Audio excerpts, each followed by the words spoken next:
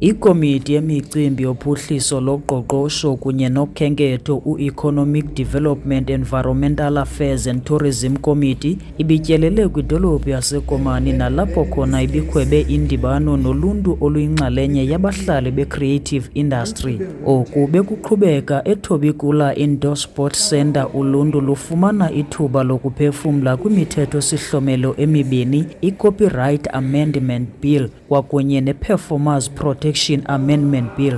Kanti injongo yoku kukukunika ukuqonda okucacileyo nolwimi olulula ngomthetho oyilwayo wohlengahlengiso wokhuselo lwamagcisa eqonga ukuncedisa uluntu.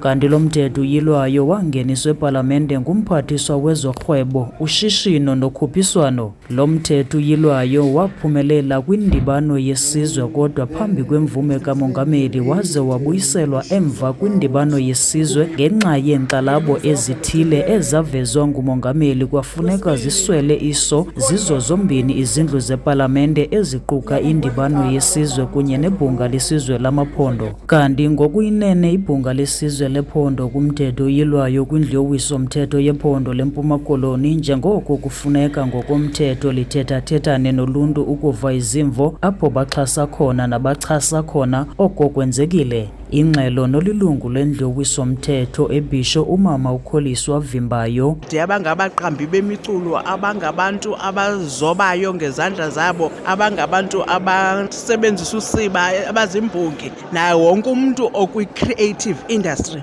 okwazi usebenzisa indlela yakhe azenzele amathuba emisebenzi. Ii-stakeholders esisebenzisana nazo apha besibhalele kwinkosi, sibhalele kwii-business forums, sibhalele kwii-departments relevant lena sisuka kuyo ingudididi ne-department yakwa-sports, creative and arts. Sivizitha ngokwe-district apha eKrisani besisengcobo nalapha eKomani, zezo ndawo zombini. Kwiindaba zeVukani FM, ndingululekani Bhota kumasipala wase-Enoki.